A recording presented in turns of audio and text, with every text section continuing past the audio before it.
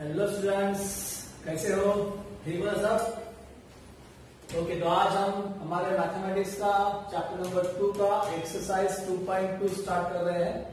तो एक्सरसाइज 2.2 में पहला जो क्वेश्चन है वो ऑप्शन टाइप में है, ऑब्जेक्टिव टाइप में क्वेश्चन पूछा है और आपको 4 ऑप्शन दिए हैं ABCD, उसमें से करेक्ट ऑप्शन आपको चूज करना है। अब ऐसा तो ऑप्शन हम डायरेक्टली चूज नहीं कर सकते कि भाई 1 2 3 4 5 6 7 8 9 10 ये वाला फाइनल। ऐसे बहुत बच्चे करते हैं ना ऑप्शन में, जब फिगर्स दिया होता है तो ऑप्शन में 1 2 3 10 आएगा वो आंसर। तो ऐसे सवाल नहीं करना है, हमें क्या करना पड़ेगा, इसको सॉल्व करना पड़ेगा और सॉल्व करके आंसर निकालना पड़ेगा। तो ये आपको आपके बुक में भी सॉल्व करके ही लिखना है, खाली ऑप्शन नहीं लिखना है। ओके, तो इसका आंसर हम सॉल्व करते हैं। एग्जाम में अगर ये आएगा तो रफ में सॉल्व करना है और आंसर डायरेक्टली लिखना है। ओके, तो पहले करते हैं find x lines are parallel, m and n are parallel lines, p is transversal and these two angles are given. So which type of angles are there? ये जो एंगल है वो कौन से करके हैं? They are interior angles, right ना, between two lines and same side of transversal. So they are interior angles. And interior angle का जो property है वो क्या होता है? Interior angles are supplementary angles. It means what? Sum of both angles is equal to 180. So therefore we can write here 3x plus x is equal to 180. The reason for this, interior angles. It is only for understand, फिर लिखने की जरूरत नहीं है। Okay, 3 plus यहाँ पे कुछ नहीं मतलब 1 होगा, so 3 plus 1 is equal to 4x equals to 180. so 4 into है वो शिफ्ट करो आप तो डिवाइड हो जाएगा, तो 4 से अगर डिवाइड करोगे तो आंसर आएगा आपका 45। तो x का आंसर अपना आ गया 45। So our option is D, sorry C 45। तो इसका आंसर आ गया सी। ओके, सेम हियर, यहाँ पे भी फाइंड x हो रहा है, line A is parallel to B and line L is transversal. So यहाँ पे between 4x and 2x there is no relation. ये कोई भी किसी भी टाइप में नहीं आते। ये 4x लाइन के अंदर है और राइट साइड ऑफ ट्रांसवर्सल है और ये लेफ्ट साइड में है, लेकिन अगर वो अल्टरनेट होता तो यहाँ पे होना चाहिए था, लेकिन वो यहाँ पर नहीं है, वो यहाँ पर है। तो हम अभी क्या करेंगे, यहाँ पर हम ऐसे करेंगे कि ये 2x है, इसका ये जो है ये कहेंगे हम वर्टिकली अपोजिट एंगल। इसका ये क्या है, वर्टिकली अपोजिट एंगल। तो ये 2x होगा तो ये भी कितना होगा, 2x। अब बताइए 4x and 2x are interior angles, और इंटीरियर एंगल्स कैसे होते हैं, सप्लीमेंट्री होते हैं। तो 4x plus 2x is equal to 180 interior angles. तो 4 plus 2 6x is equal to 180. तो x is equal to 180 divide by 6, तो x का अपना आंसर आ जाएगा 30। So option D is our answer for second. तो समझ में आया क्या किया हो? ओके, अब question number 2। Okay, now question number 2। In question number 2, line P and Q are parallel lines are given. T and S are transversal. Some measures are given. Here 40 degree, here 70 degree, and we have to find angle X and angle Y. So first take transversal T. अब ये transversal T और transversal S, ये जो angle है, ये तो transversal के ऊपर जो एंगल है उनको मिक्सअप मत करो, ये अलग है, ये पूरा अलग, ये अलग है वो अलग है। 40 को y के साथ कंपेयर मत करो, x को 70 के साथ कंपेयर मत करो, क्योंकि ये लाइंस पैरेलल नहीं है। ओके, ये लाइंस पैरेलल है, तो इस लाइन की वजह से भी 2 एंगल हो रहे हैं। इसको आप कंपेयर कर सकते हो, इसे आप कंपेयर कर सकते हो, बट इसे नहीं कर सकते। तो ये बीच में से दीवार है, जो x को एंगल निकालना है, आपको मेजर निकालना है, तो आपको हेल्प लेना पड़ेगा 40 का, y निकालना है तो हेल्प लेना पड़ेगा 70 का। ओके, इसको मत देखो, तो आप बोलोगे सर ना ये इधर है ये इधर है, तो ये हो गया अल्टरनेट एंगल। अल्टरनेट एंगल होने के लिए पैरेलल लाइंस का होना बहुत जरूरी है, और T और S ये पैरेलल लाइंस नहीं है, तो Y 40 नहीं हो सकता, X 70 नहीं हो सकता। ये आपको फंसाने के लिए ऐसे डायग्राम दिया हुआ है। क्या बच्चे ऐसे लिख दे कि Y 40 है और X 70 है, ये हो गया करस्पॉन्डिंग, ये हो गया अल्टरनेट। ये पॉसिबल नहीं है because T and S are not parallel lines. Okay, तो इसका और इसका कोई रिलेशन नहीं है। Is it clear? ओके, तो अभी X और Y निकालेंगे कैसे? Is there any connection between 40 and X directly? तो आंसर इज नो। X और 40 में कोई डायरेक्ट कनेक्शन नहीं है, तो आपको ये कनेक्शन लाना पड़ेगा, मतलब एक्स्ट्रा एंगल लेना पड़ेगा ताकि कनेक्शन आए। अब ये 40 है, तो इसका corresponding angle on this transversal, इसका करस्पॉन्डिंग एंगल कौन सा होगा? ये वाला होगा, जिसका कोई नाम नहीं है, तो उसका हम नाम देते हैं। X और Y यहाँ पे है, तो लेट अस सपोज ये एंगल A लेते हैं। तो एंगल A कितना आएगा? जो 40 है वही आएगा, because corresponding angles are congruent. तो ये 40 है, तो ये एंगल A भी कितना आएगा? 40 आएगा। और फिर ये और ये कौन से टाइप के हैं, ये तो आपको पता ही है। Yes, right, linear pair angles. तो एक बार A मिल गया तो आप X फाइंड कर सकते हैं। तो पहले आप ट्रांसवर्सल T लेते हैं, बाद में S लेते हैं। Line P parallel to line Q and line T is transversal. So therefore we can say that angle A is equal to 40. Reason for this? Corresponding angles. तो A कितना होगा? 40 होगा, बिकॉज ये करस्पॉन्डिंग एंगल्स है, corresponding angles है congruent. Now angle A plus angle X करोगे तो कितना आएगा? 180। बहुत सारे बच्चे अगर ऐसा आ जाए तो एक ही रीजन लिखते हैं, इंटीरियर एंगल्स। तो इंटीरियर के लिए भी 180 होता है और लीनियर पेयर के लिए भी होता है, तो रीजन ठीक से लिखो। अब यहाँ पे A और X क्या है? लीनियर पेयर है, तो यहाँ पे एंगल्स इन लीनियर पेयर आएगा।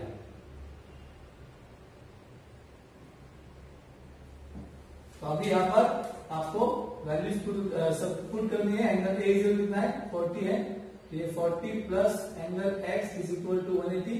Transfer 40 to right hand side, so 180 minus 40, तो एंगल X आ गया हमारा 140। ओके, समझा इतना? अब लेंगे transversal line S। Line P parallel to line Q and line S is transversal. Line S is transversal. So, is there any connection between Y and 70? तो answer is no. Y और 70 में भी कोई connection नहीं है, क्योंकि Y अगर यहाँ पर है तो उसका अल्टरनेट यहाँ पे होना चाहिए, बट वहां पर नहीं है, वो यहाँ पर है। ओके, तो या तो आप Y का अल्टरनेट लीजिए और इसको लीनियर पेयर लीजिए, या फिर इसका ये ऑपोजिट लीजिए और इसको इंटीरियर लीजिए। दोनों तरीके हैं, आप दोनों में से कोई भी एक कर सकते हो। तो अभी हमने एंगल लीनियर पेयर लिया था यहाँ पे, तो यहाँ पे वही फॉलो करते हैं। यहाँ पर एक एक्स्ट्रा एंगल ले लेते हैं B। ओके, जो आप नाम नहीं है तो हम नाम देते हैं B। अब Y और B जो है वो कॉन्ग्रुएंट हो जाएगा, क्योंकि ये पैरेलल लाइंस है, ये ट्रांसवर्सल है, तो एक लेफ्ट में एक राइट में बिटवीन टू लाइंस, तो ये alternate angles are congruent. But B पता नहीं है, तो पहले B निकालते हैं। तो B और 70 क्या हो जाएगा? एंगल्स इन लीनियर पेयर हो जाएगा। तो angle B plus 70 is equal to 180 angles in linear pair. तो angle B is equal to 180 minus 70, so angle B कितना हो जाएगा? 110। बट एंगल B हमें नहीं चाहिए, हमें चाहिए एंगल Y। तो अब ये जो लाइन है वो यहाँ पे लिखिए, इसके लिए ये पैरेलल लाइन की जरूरत नहीं है, यहाँ पे लगेगा। Now line P parallel to line Q and line S is transversal. Alternate corresponding interior angles लिखने से पहले पैरेलल लाइंस का नाम और ट्रांसवर्सल का नाम लिखना ही है, ओके, वरना आपके मार्क्स कट जाएंगे। अब एंगल y इक्वल्स टू क्या होगा, एंगल b होगा। कॉन्ग्रुएंट भी लिख सकते हो, इक्वल भी लिख सकते हो। इसको रीजन देना है अल्टरनेट एंगल्स। तो इसमें से एंगल b कितना है, but angle b is 110, so angle y also 110। तो ये हमारा एंगल y। तो इस प्रकार से हमें क्वेश्चन नंबर 2 करना है। तो मेरे ख्याल से आपको समझ में आया होगा, इसको प्रैक्टिस करो। Okay, now question number 3। Now in this question line P and Q are parallel lines and line L and M also parallel lines। ये भी पैरेलल है और ये भी पैरेलल है।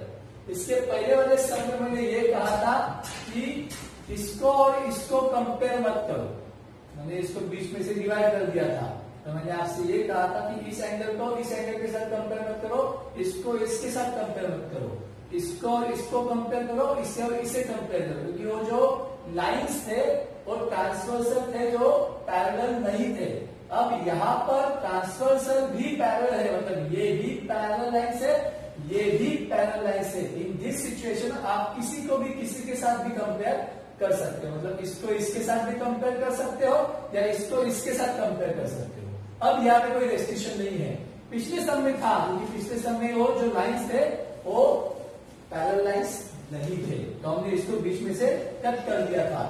इसका और इसका कोई रिलेशन नहीं था। अब यहाँ पे हो सकता है, समझ में आया? ऐसे कंफ्यूज मत होना कि सर एक बार बोलते हो कनेक्शन है, एक बार बोलते हो कनेक्शन नहीं है। डिपेंड करता है डायग्राम पे, डायग्राम में क्या दिया है। यहाँ पे पैरेलल लाइंस नहीं थे तो कनेक्शन नहीं था, यहाँ पे पैरेलल लाइंस है तो आप यहाँ पे भी कनेक्शन ले सकते हो। ओके, तो एंगल ए निकालने के लिए आप AT की हेल्प ले सकते हो, because if line P and Q are parallel lines and line L is transversal, then these two angles are, बोलो क्या बोलोगे आप? नहीं बोलता हूँ, इंटीरियर एंगल्स। यही प्रॉब्लम है ऑनलाइन का कि सब हमें ही बताना पड़ता है। आपको आता है कि नहीं आता है कि हमें मालूम नहीं पड़ता है। अगर आप सामने होते तो हम पूछते आपसे। तो ये AT और A जो है वो इंटीरियर एंगल्स है। ओके, तो इंटीरियर एंगल्स का जो एडिशन है वो कितना हो जाएगा? 180। तो आपको एंगल A मिल जाएगा, तो कोई प्रॉब्लम नहीं है एंगल A के लिए। Right here parallel lines first, line P and Q. P parallel to line Q and line L is transversal.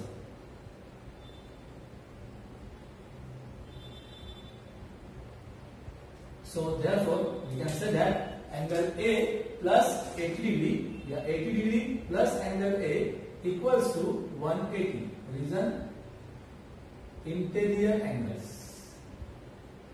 Okay, so 80 को आप शिफ्ट कर दो, angle A is equal to 180 minus 80, so angle A equals to 100.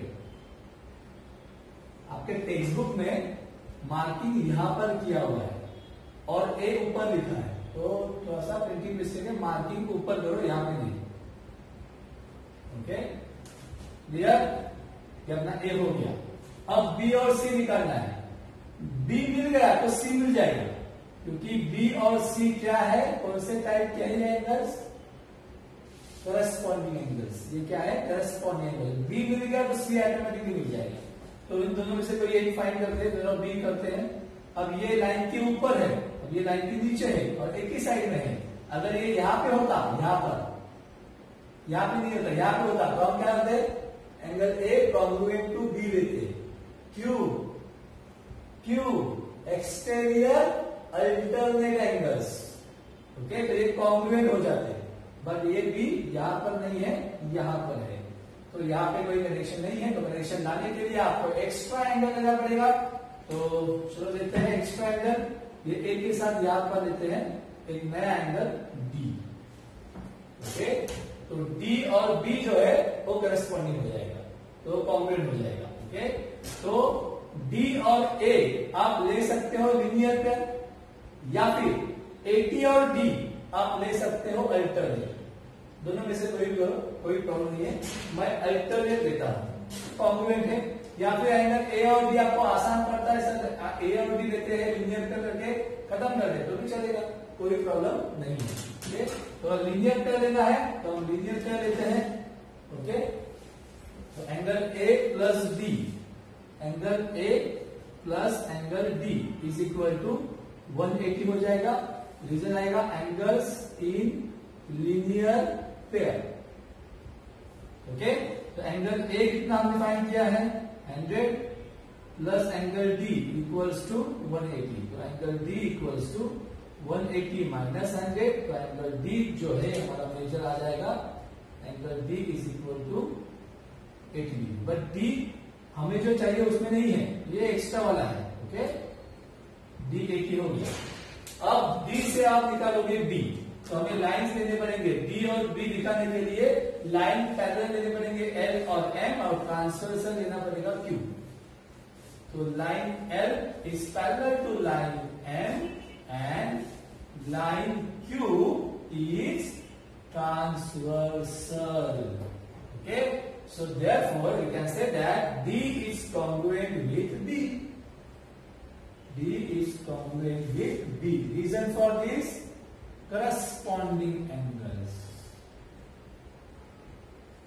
But angle D हमने कितना find किया है, D है 80, तो एंगल B भी कितना हो जाएगा 80। समझ में आया? और अभी जैसा B है वैसा ही C भी होगा, बिकॉज ये भी क्या है करस्पॉन्डिंग एंगल्स। तो ये एंगल जो है जिस लाइन पे है वो ट्रांसवर्सल होगा, और ये दो लाइन पैरेलल लाइंस होंगी। तो line P parallel to line Q and line M is transversal. So therefore we can say that angle B is congruent to angle C. है ना, बी और सी कॉमन हो जाएंगे। रीजन क्या है इसका, अगेन वही corresponding angles. But angle B कितना है 80, तो एंगल सी भी कितना हो जाएगा 80। समझा? बहुत आसान आसान क्वेश्चन है जो 3 मार्क के लिए आएंगे आपको एग्जाम में, तो आराम से 3 मार्क्स आपको मिल जाएंगे। ओके, तो हर एक सम आपको 2 टाइम्स करना है। कितना करना है 2 टाइम्स। क्वेश्चन नंबर 1 ऑप्शन वाला है तो वो भी 2 times, question number 2 2 times, question number 3 also 2 times. Okay, तो आज यहाँ पे हम रुकते हैं, 4 और 5 हम नेक्स्ट लेक्चर में ले लेंगे। ओके।